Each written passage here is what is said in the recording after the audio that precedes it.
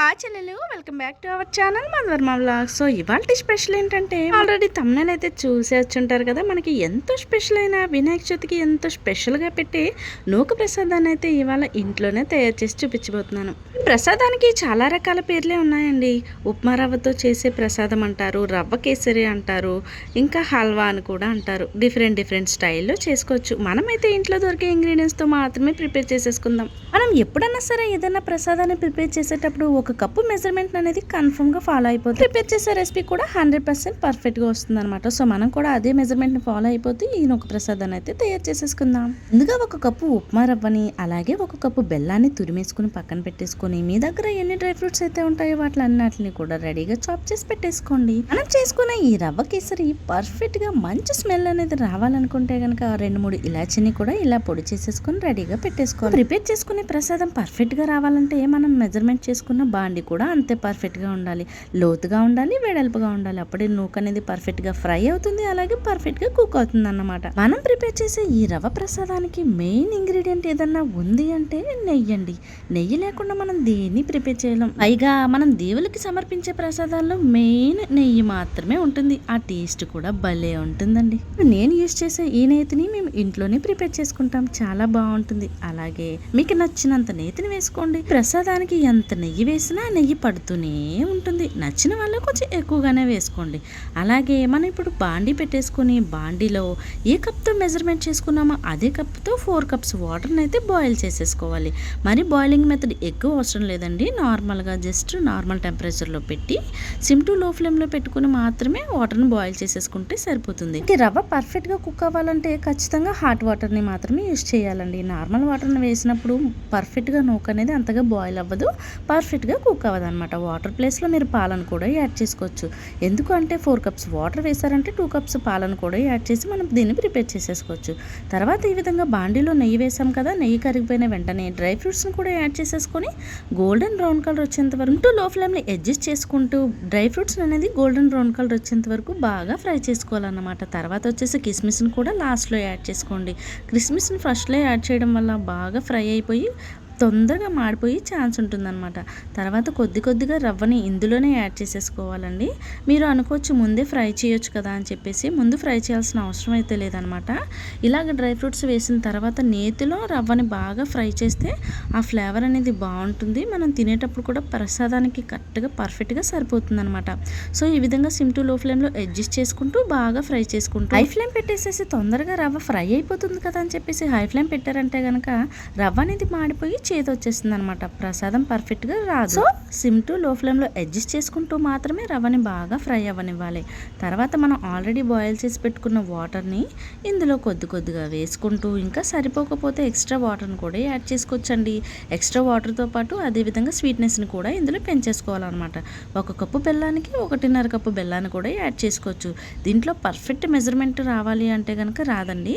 So చూస్తున్నారు కదా, ఇలాగ అడ్జస్ట్ చేసుకుంటూ కొద్దిగా బాయిల్ అయిన హాట్ వాటర్ని ఒకేసారిగా వేయకూడదు. కొద్దిగా మాత్రమే యాడ్ చేసుకుంటూ ఇలా బాగా వెంటనే కలిపేస్తూ ఉండాలన్నమాట. లేదంటే లంప్స్ అనేది ఏర్పడిపోతూ ప్రసాదం అనేది గడ్లుగా ఏర్పడిపోతుంది. సో నేను చూపిస్తున్నట్టుగా ఫాస్ట్గా వెంటనే ఇలా కలిపేసుకుంటూ కొద్దిగా వాటర్ని అయితే యాడ్ చేసుకుంటూ లంప్స్ అనేది ఏమీ లేకుండా రవ్వని బాగా బాయిల్ అవ్వనివ్వాలన్నమాట. సో ఇలా కలుపుతూనే ఉండాలండి. మనం మొత్తాన్ని బాయిల్ చేసుకున్న వాటర్ అంతటిని కూడా ఇందులో యాడ్ చేసేసుకోండి. ఇక్కడ నేను చెప్పొచ్చే ఒక విషయం ఏంటి అంటే రవ్వ అనేది వెంటనే ముద్దగట్టేస్తుందండి. సో మీరు చూసి వాటర్ని అయితే అడ్జస్ట్ చేసుకోండి. నేనైతే కరెక్ట్గా మెజర్మెంట్ అయితే చెప్పాను, మ్యాక్సిమం 4 కప్స్ వాటర్ అని చెప్పేసి. ఇంకా ఎక్స్ట్రా సరిపోకపోతే నేను ఇంకా 2 కప్స్ వాటర్ని అయితే యాడ్ చేసుకున్నాను. వాటర్ ప్లేస్లో మీరు పాలను కూడా యాడ్ చేసేసుకోవచ్చు అనమాట. మీకు కన్సిస్టెన్సీ అనేది కొంచెం లూజ్గా కావాలనుకుంటే వాటర్ ఎక్కువగా వేసుకోండి. లేదు కన్సిస్టెన్సీ థిక్ కన్సిస్టెన్సీ అన్నా పర్వాలేదు అనుకుంటే ఈ వాటర్ అనేది మెజర్మెంట్ సరిపోతుంది అనమాట. సో ఈ విధంగా బాగా కలిపేసుకుంటూ ఉండాలి. లంప్స్ అనేది అస్సలు ఉండకూడదండి. చూస్తున్నారు కదా, ఇక్కడ నేను ఎక్స్ట్రా 2 కప్స్ వాటర్ని మళ్ళీ యాడ్ చేసుకున్నాను. నాకు పర్ఫెక్ట్గా అయితే సరిపోయింది అనమాట. లూజ్ కన్సిస్టెన్సీ వచ్చింది, రవ్వ కూడా బాగా కుక్ అయింది, నీట్గా కూడా ఉందన్నమాట. లంప్స్ అనేది ఏమీ లేదు. సో ఫైనల్గా ఇలా హల్వాలా కూడా ప్రిపేర్ అయిపోయిందండి. దీన్ని బాగా ఎక్కువగా చిదిరి చేసేసుకున్నా ఏమీ కాదు. సో ఇలా కలుపుతూనే ఉండాలన్నమాట. మీరు కావాలనుకుంటే ఇందులో ఫుడ్ కలర్ని కూడా యాడ్ చేసుకోవచ్చు. ఆరెంజ్ కలర్ని యాడ్ చేస్తే కనుక హల్వా అవుతుంది, లేదంటే ఇలా రవ్వ కేసరి అవుతుంది అనమాట. సో ఫైనల్గా ఈ లూజ్ కన్సిస్టెన్సీ నాకైతే సరిపోయింది అనమాట. ఇంకా 2 కప్స్ వాటర్ని కూడా ఇందులో యాడ్ చేశాను. వేసానని చెప్పేసాను కదా. సో రవ్వ బాగా బాయిల్ అయ్యేంత వరకు ఒక 5 మినిట్స్ వరకు ఇంకా అలా కలుపుతూ రవ్వ బాగా కుక్ అయిందా లేదా అని చూసిన తర్వాత మనం ఆల్రెడీ చాప్ చేసి పెట్టుకున్న బెల్లాన్ని కూడా రెడీగా పెట్టేసుకుని ఆల్రెడీ ఉడికిపోయింది కాబట్టి ఇందులోకి మనం అయితే యాడ్ చేసేసుకుందాం.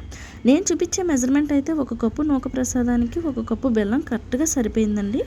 తీపి కూడా సరిపోతుంది, మీరు ఎక్స్ట్రా యాడ్ చేయాల్సిన అవసరం లేదు. చెప్పాను కదా, లూజ్ కన్సిస్టెన్సీ కావాలనుకుంటే వాటర్ ఎక్కువగా యాడ్ చేసుకుంటే బెల్లాన్ని కూడా కొద్దిగా ఎక్కువగా యాడ్ చేసుకోండి. లేదంటే నేను చూపించిన మెజర్మెంట్ అయితే ఫిట్గా సరిపోతుంది అనమాట. సో ఈ విధంగా చాప్ చేసుకున్న బెల్లాన్ని వేసిన వెంటనే కూడా అది లూజ్ కన్సిస్టెన్సీ అవుతుందండి. ఎందుకంటే బెల్లం కరిగి వాటర్ అనేది రిలీజ్ అవుతుంది కదా, సో కలర్ చేంజ్ అవుతుంది. అదేవిధంగా థిక్ కన్సిస్టెన్సీ వచ్చేస్తుంది. తర్వాత మనం మంచి ఫ్లేవర్ కోసం ఇలాచీని కూడా పౌడర్ చేసి పెట్టుకున్నాం కదా, ఇలాచీ పౌడర్ని కూడా వేసేసేయాలి అందులోనే. సో తర్వాత మళ్ళీ ఒకసారి బాగా కలిపేసుకున్న తర్వాత నాకు కొంచెం బెల్లం తక్కువైంది అనిపించి నేను షుగర్ని యాడ్ చేసుకున్నాను, ఓన్లీ 2 స్పూన్స్ మాత్రమే. సో ఫైనల్గా మనకి రవ్వ కేసరి అనేది రెడీ అయిపోయిందనమాట. ఇక మనం వినాయక చవితికి త్వరలోనే మీరు రవ్వ ప్రసాదాన్ని ప్రిపేర్ చేస్తారని అయితే అనుకుంటున్నాను. ఇన్ కేస్ నా వీడియో మీకు యూజ్ఫుల్ అయితే కనుక మీరు ప్రిపేర్ చేయగలరు అని నేనైతే అనుకుంటున్నాను అనమాట. సో ఫైనల్గా మన రవ్వ కేసరి నూక ప్రసాదం ఉప్మా రవ్వ ప్రసాదం రెడీ అయిపోయింది. సో దీన్ని కొంచెం డెకరేట్ చేయడానికి నేను నా దగ్గర ఉన్న ఒక బౌల్లో అయితే వేసుకుంటున్నాను అనమాట. మనం జనరల్గా ప్రసాదాన్ని ఒక కప్స్లోకి వేస్తూ ఉంటాం. నా దగ్గర ఇలాంటి ఒక బౌల్ అయితే ఉందన్నమాట, సింబల్ టైపు. సో దాన్ని నేను నేతిని అప్లై చేసుకుని ఈ ప్రసాదాన్ని ఇందులోకి వేసుకుని షేప్ అవుట్స్ని అయితే చేద్దామని అనుకుంటున్నాను అనమాట.